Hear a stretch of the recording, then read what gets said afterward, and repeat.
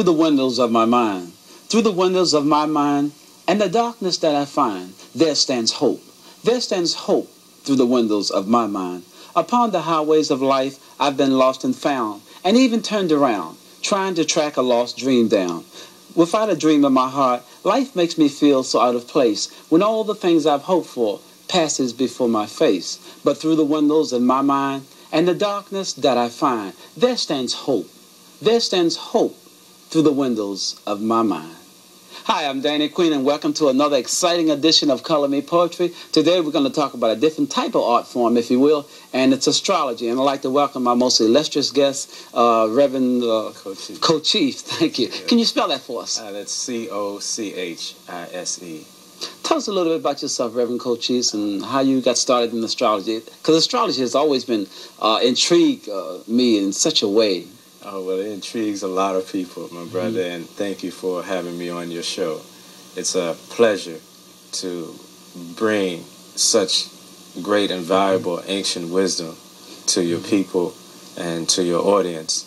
I really appreciate it. First of all, I'd like to give thanks and praises and especially a beautiful, positive vibe to my teacher, Reverend Jertha O. Love, who is a very prominent astrologer, and he taught me. He brought me along, and he decided that he wanted to give this ancient wisdom to someone of a younger age, so that they could have something to do with it. I know Dr. Love. Met him some years ago at the Majestic Eagles here in town. Yes. And wow, it's powerful, brother, and his wife also. Yes, Reverend Muriel Love. Yes, both of them. They are such a great influence in my life, as well as my wife, Reverend Viviana. They continue to keep me uplifted and keep pushing this particular ancient art into the open. That's funny you would say it, because when I first met him, we talked for a few minutes, and I didn't tell him. He told me, he said, "You're a Capricorn." I said, "Yes, sir." Yes, he's prone to do that. Yeah, I mean, this right off the top, you know, off the cuff, he just said, "You a Capricorn." Well, you both are Capricorn, so one knows each other, you know. That's right, he is. Right? Yes, and as long as you all get respect and give respect, that's how you're pretty much known.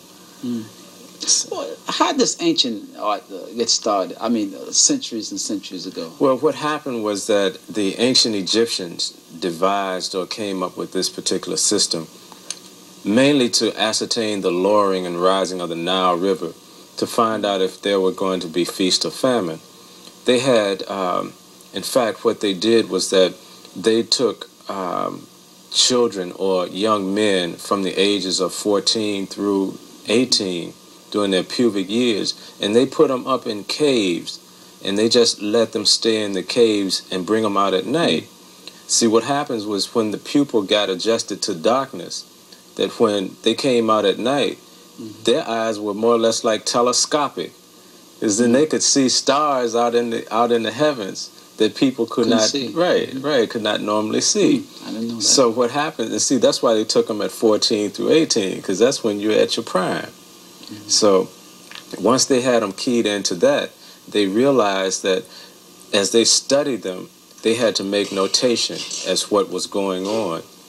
And when they realized that certain elements were happening, or certain things on Earth were happening, because as you know, so above, so below. So when they realized that a certain planet was in a certain area of the sky, that certain things were happening on Earth. And they came up with that system, and they perfected it through the years.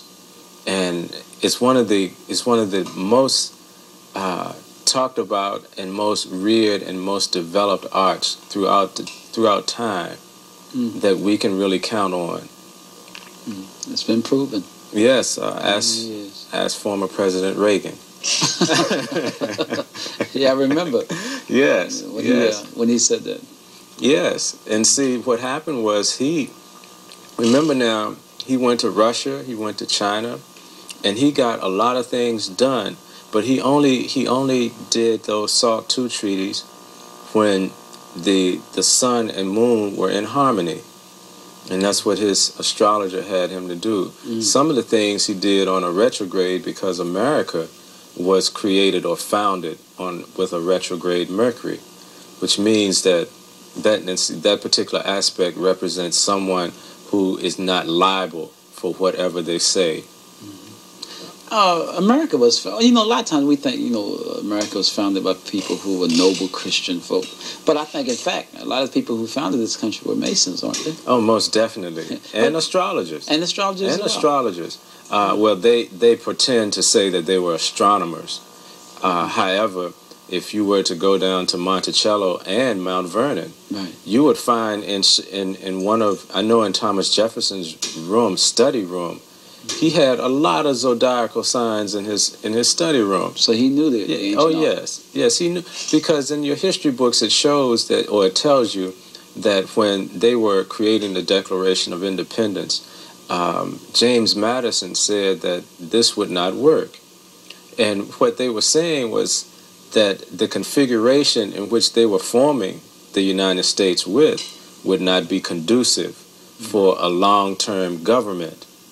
Okay, what they were trying to enact was a government that would be prosperous and for themselves, not for the people.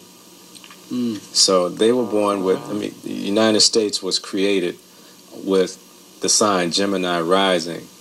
However, the sun was in the sign of Cancer, which rules African American people. So that's what the problem was? Yeah. But see, they didn't have that knowledge of knowing that we were under the sign of Cancer. Oh, if they had. If they had, they would have understood to hold it off. But see, Cancer is the richest sign in the Zodiac. So they had to do that. They had to go with that particular flow. What sign would Mother Africa come under? Cancer. Cancer, okay. Yes. The same thing. Yes. So what happens is, because that's the cradle of civilization, and that's what Cancer represents, the womb. So that's what we are, individuals. That's why we are such a feeling people. We feel anything we feel. We go out and we look at a car. If the car feels good, we'll seek to purchase it. And we get vibes. We get vibration. Because sometimes you have black people and they walk into a room and they say, "Oh well, I didn't stay because the vibes wasn't right." Exactly. They feel. Exactly. You get vibrations. The gut feeling. Right. The gut feeling, and that's what we as a people deal with, and that's why